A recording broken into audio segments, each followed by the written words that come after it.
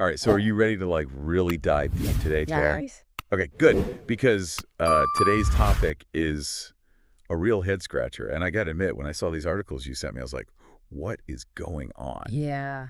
Okay, so we're going to be talking about the possibility of a Donald Trump presidential run in 2028. Wow. Yeah, and we've got a few sources to dig into here. We've got that article from Forbes, the one from the Daily Beast, and then someone actually shared a Reddit thread that like spun off from that Daily Beast article. Oh, wow. Yeah, and let me tell you guys, there are some seriously wild claims in here and some constitutional questions we're going to have to unpack. It's going to be interesting. Oh, yeah. That's for sure. Okay, so I think what really like caught my eye was that statement from Steve Bannon at that Young Republican Club gala in New York. Oh, yeah. You know, where he was basically suggesting that Trump could actually be eligible to run in 2028. Right. Because, and here's where it gets a little tricky, the 22nd Amendment doesn't actually say that a president's 2 terms have to be consecutive. Right. So that's the loophole that Steve Bannon is Yeah. trying to exploit. It's like, wait a minute, hold on.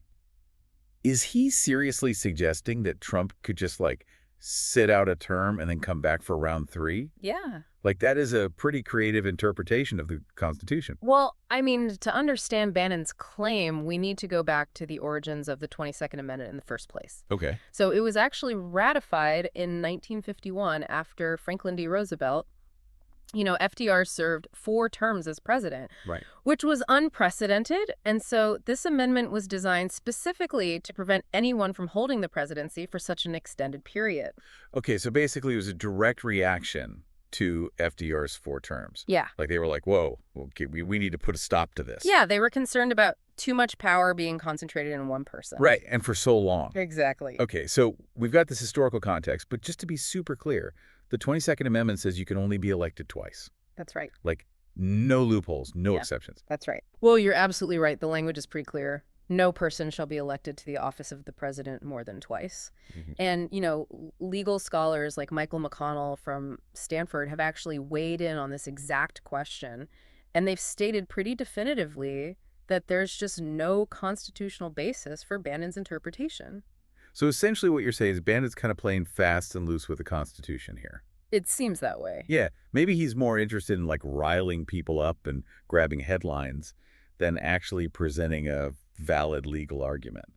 That's a good possibility. Yeah, but you know what? Even if Bannon's interpretation is like shaky at best, we can't ignore the fact that Trump himself has made some pretty cryptic comments about maybe running again. Oh, he has. Oh, yeah. He's a master at keeping everyone guessing. He is. I remember that time he joked about finding ways to run again, and he even suggested he could, like, negotiate for a 4th term. Oh, yeah. That's Like, what does that even mean? Right. But then more recently, he's kind of hinted that 2024 is probably going to be his last campaign. His final campaign. Right. So it's like classic Trump, playing with that ambiguity, keeping everyone on their toes. Yeah.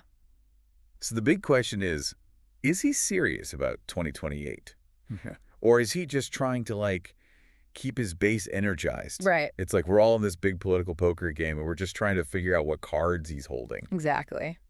But here's where things get even more interesting. Okay. Some legal experts are actually pointing out a technicality in the 22nd Amendment. Oh, yeah. It's that specific wording about being elected president more than twice. Right. So hypothetically, couldn't Trump become president again without actually running for office?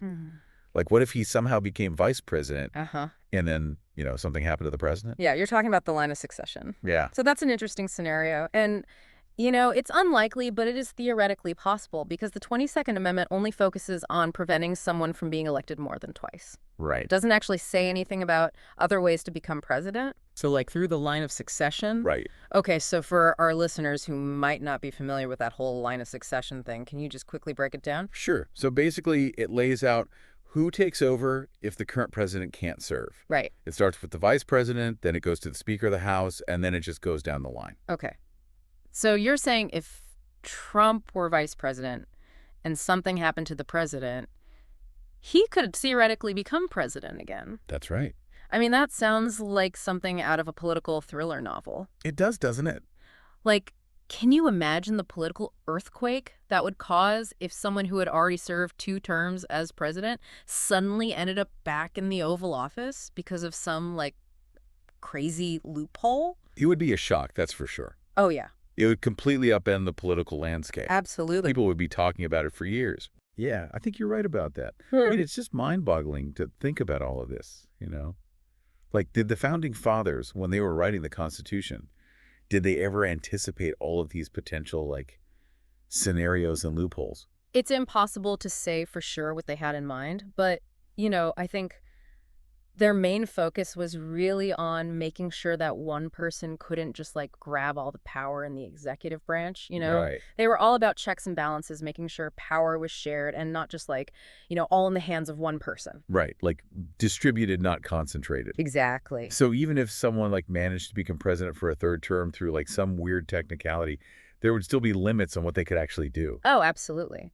The Constitution really lays out this like framework of shared governance, and Congress and the courts, they have huge roles in like balancing the president's power. Right, so it's not like a king or anything. No, not at all. No one branch has absolute power, and that's the whole point. Okay, well, that's reassuring to hear at least. Yeah. But speaking of the Constitution, there is another way to potentially like change the rules of the game, right? Right. Amending the Constitution Exactly. to allow for a third term. Yeah, that's always an option. I mean, it's not easy. Right. It takes a supermajority vote in both houses of Congress. Wow. And then on top of that, 3/4 of the states have to ratify it. Right. It's a high bar. Yeah, it's Yeah. a really high bar. And that's on purpose. Right. Because the Founding Fathers, they understood that changing the Constitution should be a huge deal. Right. It's not like changing the channel on the TD or something. Exactly. Yeah. Not something you do lightly. So it shouldn't be easy or just like a whim. Exactly. Right. It's interesting to think about how many times it's actually been amended. Yeah. I mean, how many amendments do we have now? Well, since it was ratified back in 1788, we've only had 27 amendments. Wow. That's just amazing. Yeah, so that really shows you how stable and how well it's held up over time. Yeah, only 27 in over 200 years. That's right. That really puts things in perspective. It does. Okay, but going back to this whole Trump 2028 thing, Yeah. Yeah. Remember that Reddit thread we talked about earlier? Yeah, I do. Man, there were some seriously wild theories floating around in there. Oh, yeah. I mean, some people were even suggesting that Trump could, like, try to get the Supreme Court to rule that he's not actually a person under the 22nd Amendment. Oh, yeah, I saw those comments. Like, what? Yeah, pretty far-fetched. Oh, right, like, come on. But it does raise an interesting point about, the role of the courts Yeah. in interpreting the Constitution. Right. Because the Supreme Court ultimately gets to decide, what the Constitution actually means in practice. Right. And their decisions can have a massive impact on American politics. Okay, so are you saying that theoretically the Supreme Court could actually have a say in whether or not Trump can run again? Yeah, it's not completely out of the realm of possibility. Wow. I mean, you remember the Bush v. Gore case back in 2000? Oh, yeah. That Supreme Court decision basically decided the whole presidential election. All right. So it's a good reminder that the courts, they're not always like above the political fray, Okay, now I'm starting to see how all these different pieces fit together. Yeah. The Constitution, the courts, Mm-hmm. political maneuvering public opinion. It's complicated. It is. It's a real web. Yeah. But let's kind of shift gears for a minute Okay. and bring in another perspective. Sure. We mentioned earlier that Mitt Romney predicted that J.D. Vance would be the Republican nominee in 2028, Oh, yeah. Trump's VP. Right. That's a pretty interesting prediction. It is. Romney's a former presidential candidate himself, and he's been a pretty vocal critic of Trump. Right. So when he says that Vance, who he describes as smart, well-spoken, and part of the MAGA movement, Yeah. could be the future of the Republican Party, that's something to pay attention to. Yeah, it's like he's saying the Republican Party might be moving towards like a more palatable version of Trumpism. Yeah. Someone who can appeal to that MAGA, Yeah. but without all the like baggage and controversy that comes with Trump. Right. Exactly. So his comments really suggest that there could be this evolution within the Republican Party. Yeah. Like a shift towards a new generation of leaders Right. who can keep those core Trumpism ideas, but maybe broaden their appeal to a wider range of voters. Right. So maybe the future of the Republican Party isn't just like Trump 2.0, Right. but more like a new chapter, Yeah. built on some of the same themes and ideas, but with a different face. Right. And maybe a different approach. Exactly. It's interesting to think about how the party might be changing and adapting in this like post-Trump era. Yeah. And Romney's not the only one who thinks this way. Oh, yeah. There are others who believe that the Republican Party is at this kind of crossroads, Yeah. trying to figure out how to move forward while still holding on to that Trump base. Right. So the 2028 election, it's going to be a really important indicator of whether the party can successfully make that transition. Yeah, so it all comes back to that big question. Is Trumpism a passing fad, or is it a more lasting force in American politics? I guess only time will tell. Yeah, that's the beauty of democracy. It's this constant evolution and adaptation Right. shaped by the will of the people Right. and all the competing ideas and perspectives. Yeah, it's a good reminder that we as, citizens have a role to play We do. in shaping the future of our country. Absolutely. We can't just sit back and let things happen. No, we have to be informed, Right. engaged and active participants in the political process. Yeah, like get out there, vote, contact your representatives, all of that. Exactly. So it's about recognizing that we're all stakeholders in this big experiment We are. called democracy. That's right. And our choices, our actions, or even our inaction, Right. it all has consequences. It does. So we've covered a lot of ground today. We have. From the 22nd Amendment to the possibility of, political maneuvering to the future of the Republican Party. It's been a good discussion. It has. But what does it all mean for you, the listener? Yeah, what's the takeaway? Yeah. What's the takeaway from all of this? Well, I think the main takeaway is that the future of American democracy, it's not set in stone. Right. It's a work in progress, Right. constantly evolving and adapting to new challenges and opportunities. Right. And we, the people, we have a responsibility to participate in that process, Yes. to make our voices heard and hold our leaders accountable. That's a really powerful message. It is, and it's one that we all need to think about. And, as we're talking about the future of American democracy, we can't really ignore the role of the media in all of this. Oh, the media. Right. Yeah, I mean, every little comment from Trump or Bannon, it gets blown up and analyzed. Right. And it creates this constant buzz of speculation and debate. Right. And the media landscape itself, it's just Yeah. become so fragmented and in some ways so polarized. Oh, it's very Yeah, polarized. it's a double-edged sword. On the one hand, we have access to more information than ever before. That's true. But then on the other, it's so easy to just get stuck in these echo chambers, Yeah.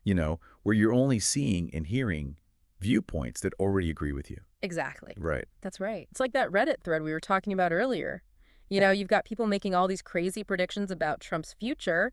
Some of them serious, some of them obviously jokes. Right. But it just shows you how quickly information or misinformation can spread and take on a life of its own. Yeah, and that's why it's more important than ever to be able to think critically. Right. We have to be careful consumers of information.